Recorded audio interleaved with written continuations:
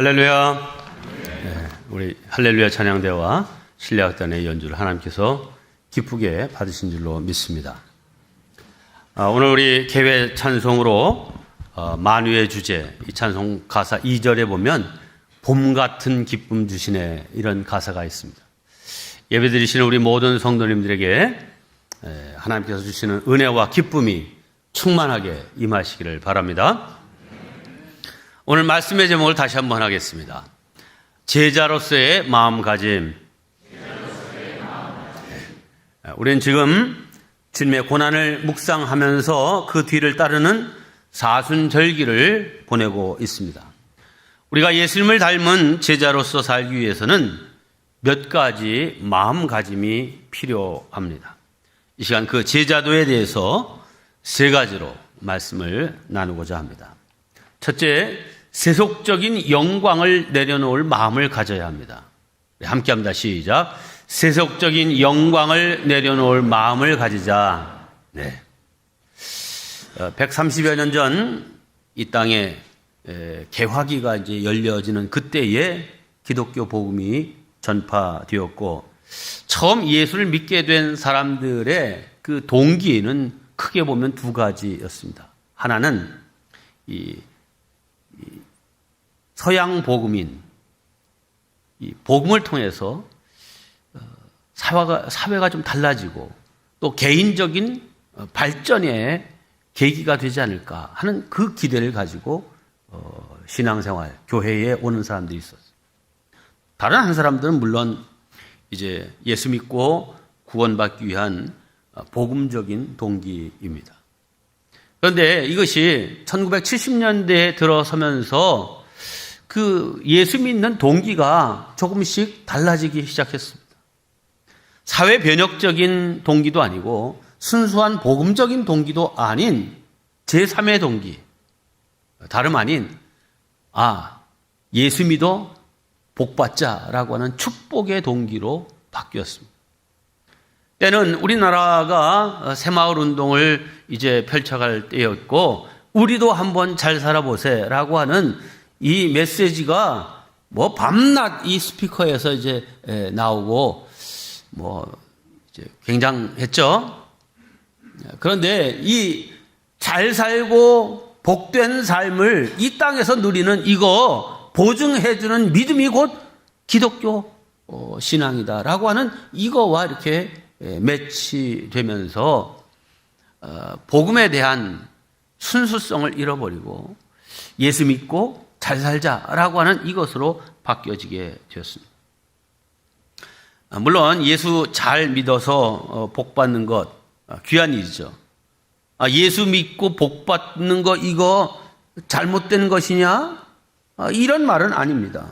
그런데 만약 예수 믿어 복 받고 건강하기 위해서만 예수를 믿는다고 하면 그런 동기를 가진 사람은 그 신앙을 지속적으로 잘 유지하기가 쉽지 않은데 문제가 있습니다. 왜냐하면 내가 예수 믿는데도 병이 낫질 않아요. 잘 살게 되지 않았어요. 또 출세하지 못하면 언제든지 그 믿는 동기가 틀렸기 때문에 언제든지 신앙을 버릴 수 있고 예수님을 떠날 수 있는 위험이 있는 것입니다. 사실 예수님의 제자들도 처음에 예수를 따랐던 동기는 100% 순수했다고만은 볼 수 없습니다. 이분이 메시아야? 그러면 약속된 대로 우리를 해방하실 분, 로마로부터 자유를 선포하실 분, 하나님의 나라가 열려지고 그 나라의 백성이 될 수 있는 기대 때문에 예수를 따랐죠. 그리고 예수님이 행하시는 기사와 이적을 보면서 이런 분이라면 능히 우리의 기대를 충족시킬 수 있는 그런 분이시다라고 하는 마음을 가졌습니다. 그런데 오늘 본문 바로 앞에서 예수님은 세 번째 순환 예고를 하십니다. 마태복음 16장에서 베드로가 신앙 고백을 할 때 칭찬하시고 이어서 이런 정도의 믿음으로 성장했다면 내가 내 본질적인 사명, 이걸 좀 알려야 되겠다라고 하시면서 그때로부터 십자가에 고난 받으시고 죽으실 것을 말씀하셨습니다. 그런데 지금 야고보와 요한의 형제 어머니가 이제 예수님이 이번에 예루살렘에 가서 임금이 되시면 우리 두 아들을 하나는 좌편에 하나는 우편에 앉게 하소서, 이 부탁을 할 바로 직전에 세 번째 이 순환 고지를 제자들에게 말씀하셨습니다. 자, 이 말씀을 듣는 제자들로서는 조금 황당했겠죠. 아니, 이번에 가시면 왕 되시는 거고 우리는 뭐 장관 이런 거 하는 거 아닌가라고 하는 기대를 가졌는데 예수님은 당신은 죽으셔야 된다는 거예요.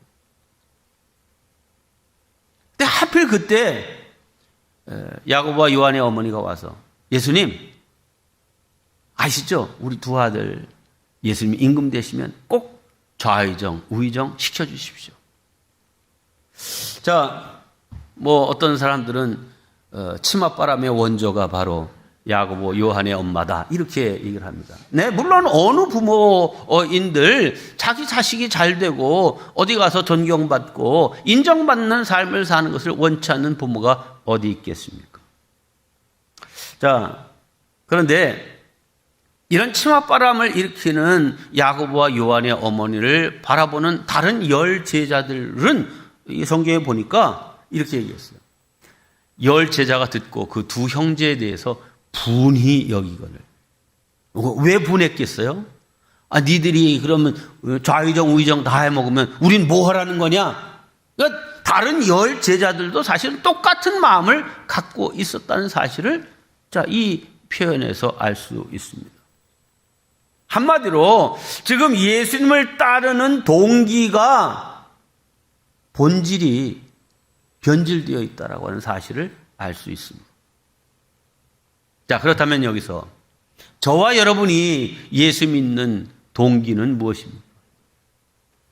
우리 역시 이 제자들과 다름없이 세속적인 동기 때문에 예수님을 따르고 있지는 않습니까?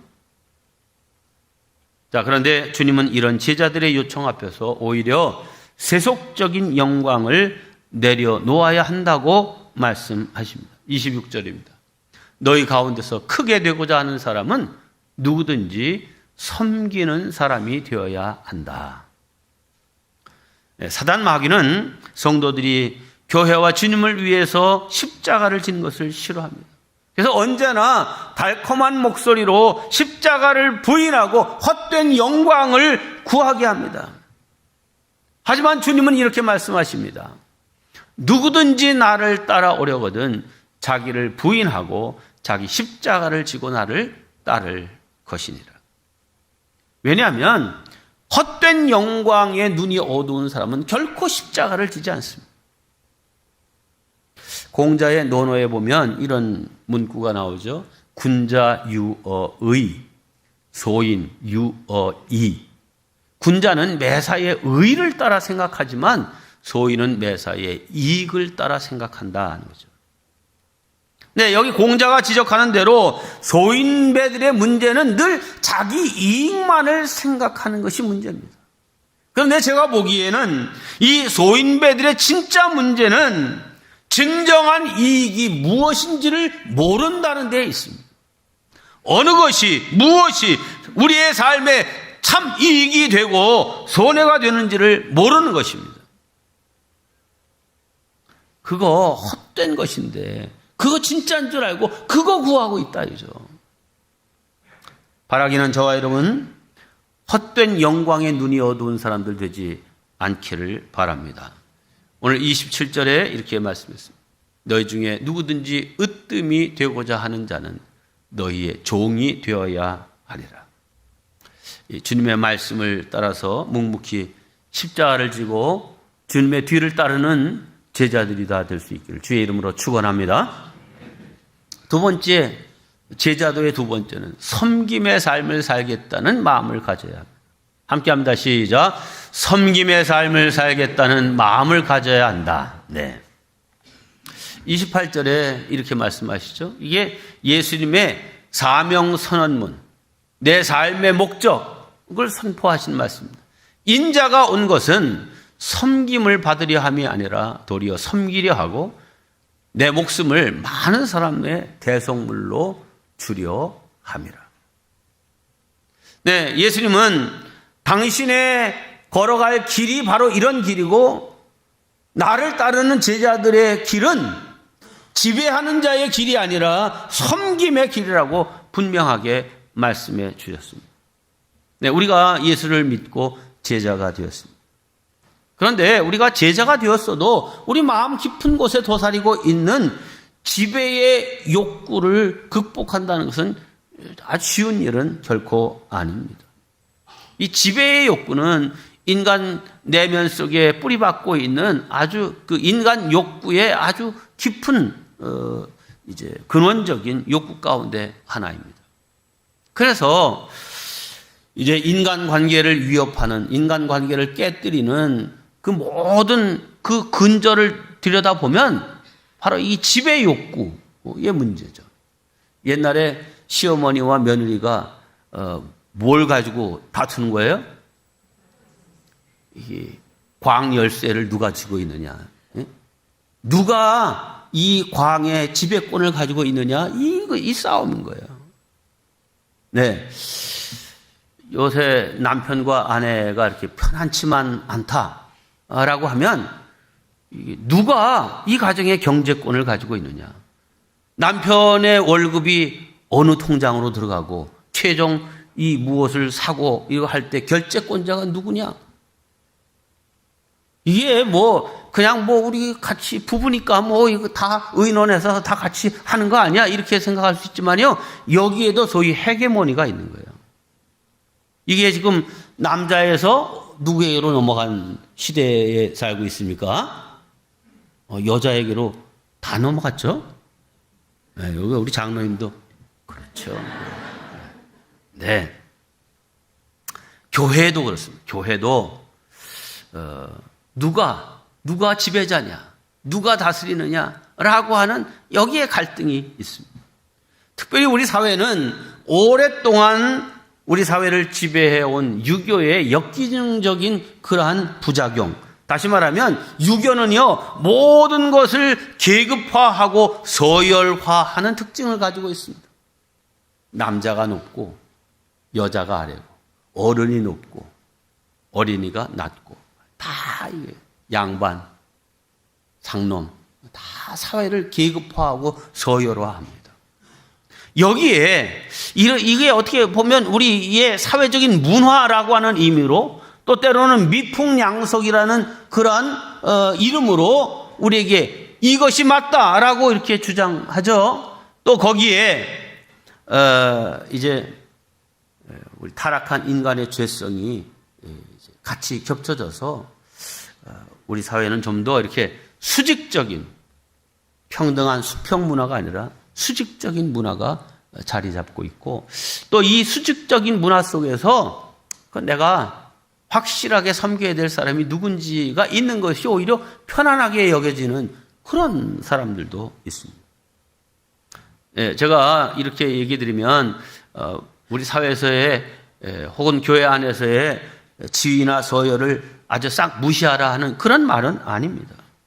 어떤 공동체든지 잘 운영되기 위해서는 지위와 계급과 서열이 반드시 필요합니다. 그러나 그리스도인들에게 있어서 어떤 지위, 계급 혹은 어떤 자리가 주어졌다고 하면 그것은 섬김의 도구가 되어야 되지 지배의 도구가 되어서는 안 된다 이 말이죠. 네, 우리가 높은 지위를 갖게 됐어요. 그러면 그 지위로 인해서 더 잘 효율적으로 더 크게 섬길 수 있습니다. 돈도 마찬가지입니다. 우리가 주어진 것, 내가 누리게 된 것, 그것을 섬김의 도구로 사용할 수 있는 사람이 되라. 이게 예수님의 요구입니다. 오늘 성경 본문에는 크리스천 리더십과 세속적인 리더십의 본질적인 차이를 아주 극명하게 잘 보여주고 있습니다.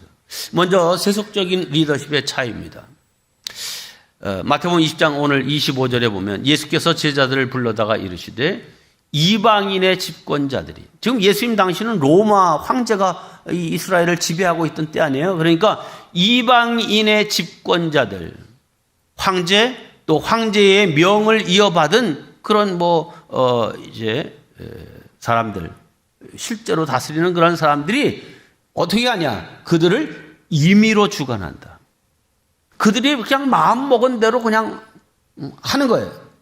또 그 고관들이 그들에게 권세를 부리는 줄, 이 권세를 잘 사용하면 이 권세가 아주 귀한데 그걸 부린다 그랬어요. 부리는 줄 너희가 안다.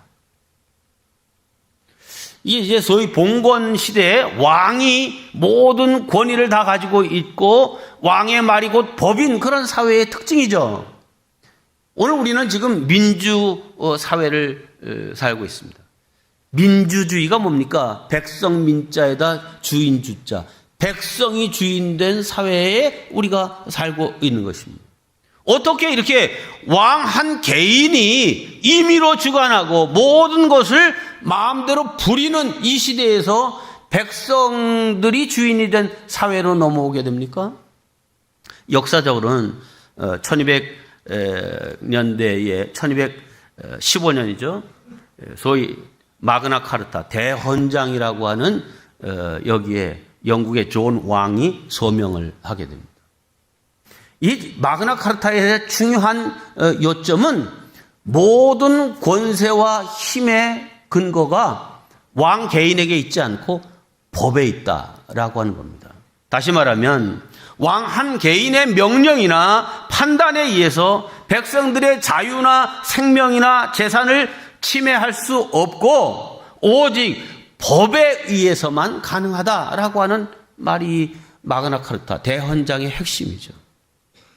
그리고 500년이 지나서 프랑스에서 대혁명이 일어나면서 그 대혁명의 요체가 뭡니까? 왕 한 개인에게 권력이 다 주어져 있는 것이 아니다. 권력은 백성이 있고 백성들이 민의를 따라서 선출된 그 사람이 권위를 갖고 다스린다는 거죠. 그래서 민주, 백성들이 주인이 된 사회, 공화정의 시대를 열죠. 백성들이 다 이렇게 다스릴 수는 없으니까 백성들이 투표를 통하여 자신들의 의견을 표해서 뽑혀진 지도자가 백성들을 위한 정치, 백성들의 생명과 재산과 인권을 보호하는 그 역할을 해야 된다는 거죠. 만일 그런 사람으로 뽑아줬는데 그렇게 하지 않고 자기 이성만 챙기다든지 이렇게 하면 선거를 통해서 그 사람을 떨어뜨리고 다른 사람을 그 위에 세우는 것이 소위 공화정, 대의정치, 민주주의의 요체인 것입니다. 그러니까 영국의 마그나 카르타는 왕이 아닌 법, 이제 프랑스의 대혁명은 왕이 아닌 백성, 여기에 권위가 있다라고 하는 주장이죠. 그것이 이제 점차 발달돼서 오늘의 이 민주주의 사회가 이루어지게 된 것입니다. 자, 그런데 이어지는 크리스찬 리더십의 특징을 성경은 이렇게 말하고 있습니다. 예수님이 이렇게 말씀하시죠. 26절, 27절. 너희 중에는 그렇지 않아야 하나니. 바로 앞에 뭐예요? 왕이 임의로 주관하고 왕이 권세를 부리는 이런 형태의 리더십을 발휘해서는 안 된다. 너희 중에 누구든지 크고자 하는 자는 너희를 섬기는 자가 되고 너희 중에 누구든지 으뜸이 되고자 하는 자는 너희의 종이 되어야 하리라. 너희는 내 제자니? 그러면 좀 다르게 살아야 돼. 어떻게 살아야 된다는 거예요? 오히려 섬김의 리더십을 가지고 살아야 된다. 너에게 주어진 권위와 권세와 이것을 가지고 이제 다스리고 부리는 그런 자가 아니라 그 권세와 권위 이거 가지고 잘 섬길 수 있는 사람이 되라 하는 것입니다. 사람에게는 생일이 두 가지가 있다고 합니다. 하나는 자기의 육체의 몸이 태어난 생일입니다. 자, 두 번째 생일은 내가 왜 이 세상에 태어났는가? 내 인생의 목적은 무엇인가? 나는 무엇을 위해 살아가야 하는가? 이것을 깨달은 날이 두 번째 생일입니다. 네, 이 육체의 생일은 부모님을 통해서 얻게 되죠. 네, 두 번째 생일은 선생님을 통해서도 깨달을 수 있고요. 책을 통해서도 깨달을 수 있고, 목사님의 설교를 통해서도 깨달을 수 있고, 혹은 어떤 다른 사회 지도자를 통해서도 깨달을 수 있습니다. 그러나 그 깨달음이 있는 날이 진정 그가 어떤 인생을 살아갈 것인지에 대한 가치관과 세계관과 자기 인생의 길이 이제 열려지게 되는 것입니다. 부모님들이 자녀들의 생명을 이 땅에 낳아주셨습니다. 그것으로 사명이 끝났다 하시면 되죠. 자녀들에게 너희들이 어떤 인생을 살아야 될지, 어떤 마음을 가지고 살아야 될지, 그래, 너 돈 많이 벌어라, 높은 지위에 올라가라, 이런 거 다 우리의 요청입니다. 그런데 돈 많이 벌고 높은 지위에 올라가서 그거 가지고 어떻게 살래? 너 하나 잘 먹고 잘 살고 호의호식할래? 아니면 그거 가지고 사람을 잘 섬기고 이 세상을 이롭게 하고 하나님께 영광 돌리는 그런 삶을 살아야 돼 라고 가르칠 것입니까? 여기에서 그 운명이 달라지고 인생이 달라지는 것입니다. 오늘 예수님이 강조하시는 것은 너희들 섬김의 리더십을 너 스스로 가져야 되고 또 그것을 잘 가르쳐야 한다라고 하는 사명을 우리에게 주시는 것입니다. 우리에게 주어진 것이 그것이 무엇이든 물질이든 권세든 지식이든 힘이든 그것을 가지고 약자에 대한 돌봄과 배려, 인류의 미래를 밝혀줄 그 사람과 일에 투자할 줄 아는 사람이 되어야 한다는 것입니다. 이것은 그 당시 제자들에게만 주신 말씀이 아니라 오늘 우리에게 동일하게 요구하시는 말씀입니다. 오늘 이 말씀 앞에서 네, 주님, 제가 섬김의 삶을 실천하겠습니다. 그렇게 살겠습니다. 마음 먹는 저와 여러분 되시기를 주의 이름으로 축원합니다.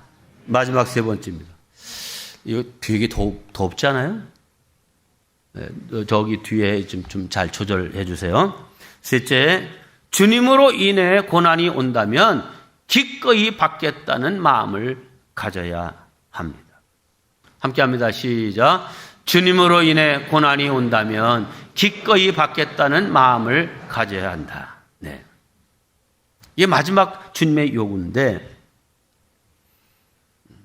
주님으로 인해서 영광 받고 그거가 아니라 주님으로 인해서 오히려 고난이 온다 할지라도 그 기꺼이 받을 마음을 가져야 너희들 내 제자다. 이런 말씀이죠.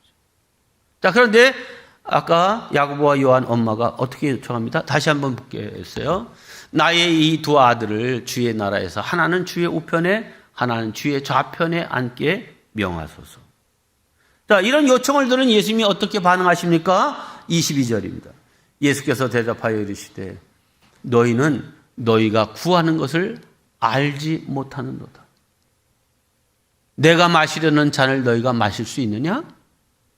그들이 말하되, 그들이 누구겠어요? 야고보와 요한이죠? 말하되 할 수 있나이다.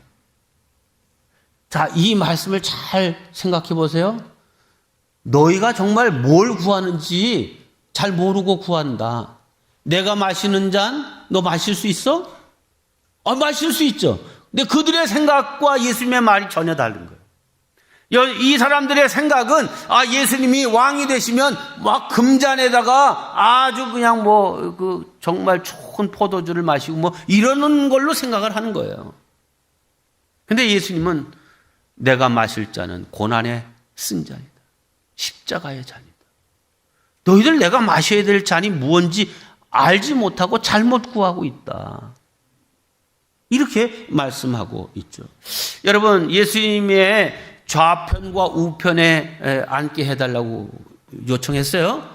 실제로 예수님이 그때 이제 예루살렘에 올라가셔서 이제 십자가에 달리십니다. 그리고 좌편과 우편에 사람들이 있어요. 누가 있어요?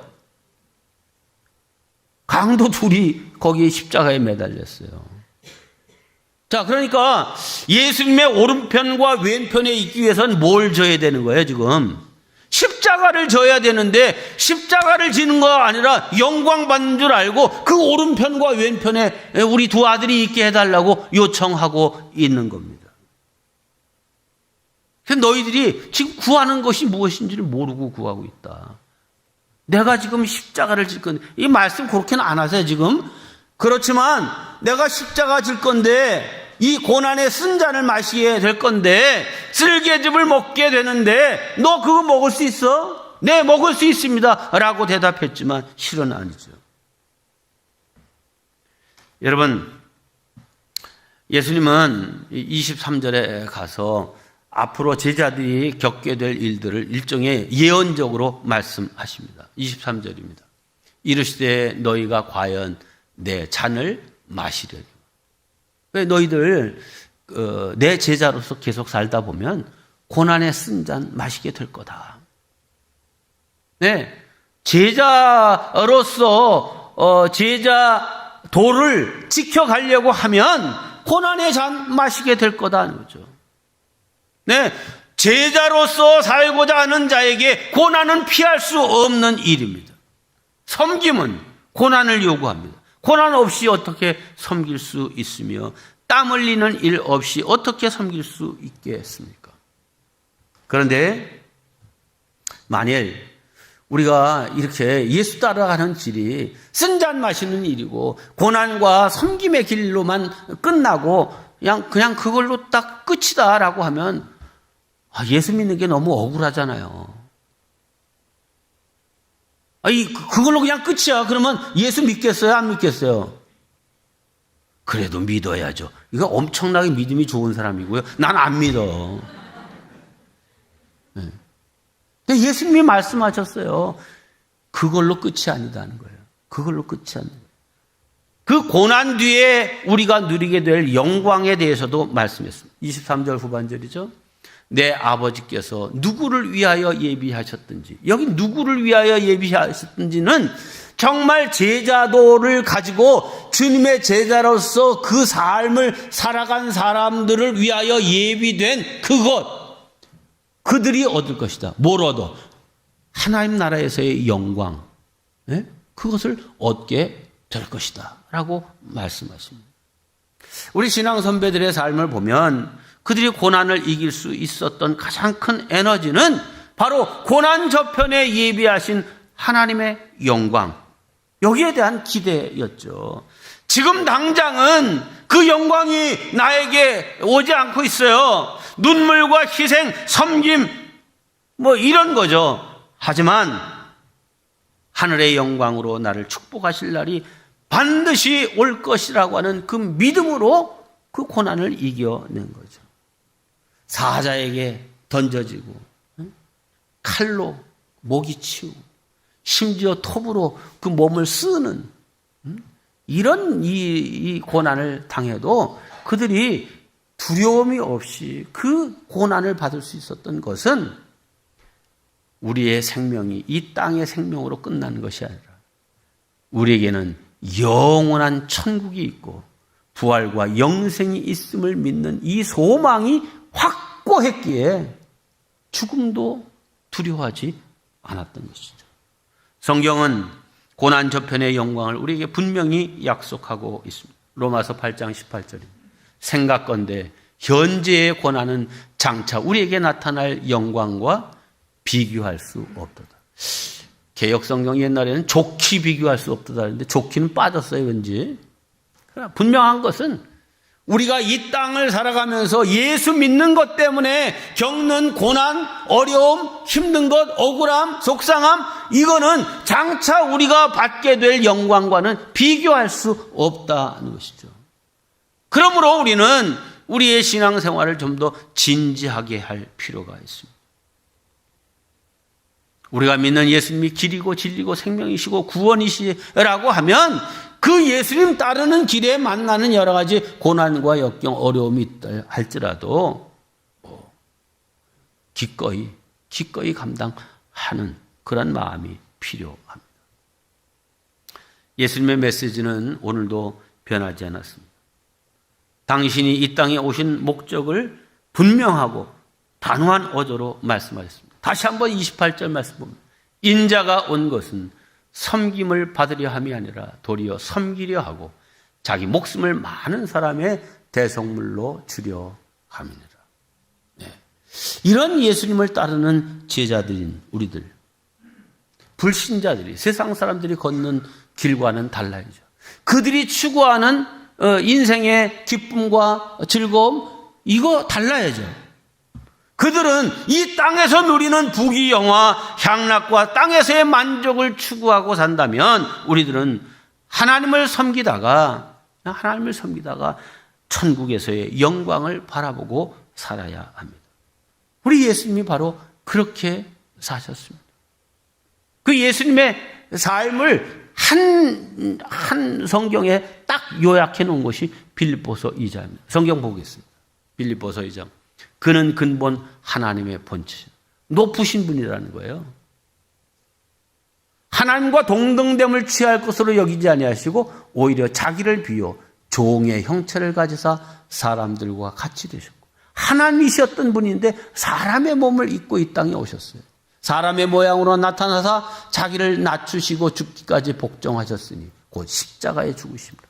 아니, 그러니까 그 사람으로 볼 때 그 사람의 배운 학식이나 그 사람의 인품이나 그 사람이 가진 재물이나 그 사람이 지금 갖고 있는 지위나 이런 거로 볼 때는 그렇게 낮아져야 될 이유도 없고, 그렇게 막 그냥 뭐 이렇게 섬김의 자리에 있어야 될 것이 아닌데, 본인 스스로 낮아지고 섬김의 삶을 사는 거예요. 이어지는 말이 반전이죠. 이러므로 어떤 결과가 나타나? 하나님이 그를 지극히 높여 모든 이름 위에 뛰어난 이름을 주사 하늘에 있는 자들과 땅 아래에 있는 자들로 모든 무릎을 예수의 이름에 꿇게 하시고 모든 입으로 예수 그리스도를 출하신하여 하나님 아버지께 영광을 돌리게 하셨느니라. 아멘. 네. 예수님이 이렇게 섬김의 삶, 십자가에 죽기까지 하는 그 삶을 살았더니 그걸로 끝난 게 아니에요. 무덤으로 끝난 것이 아니에요. 부활과 승천과 하나님 나라에서의 받으신 그 영광, 이게 그분의 뒤를 따르는 우리들이 똑같이 누리게 될 그런 과정이라는 것이죠. 저와 여러분들도 예수님이 걸으셨던 그 길, 그 정신, 그 마음 가지고 살아서 하나님께서 천국에서 높여주시고 영광되게 하시는 주님의 참된 제자들이 다 되시기를 주님의 이름으로 축원합니다.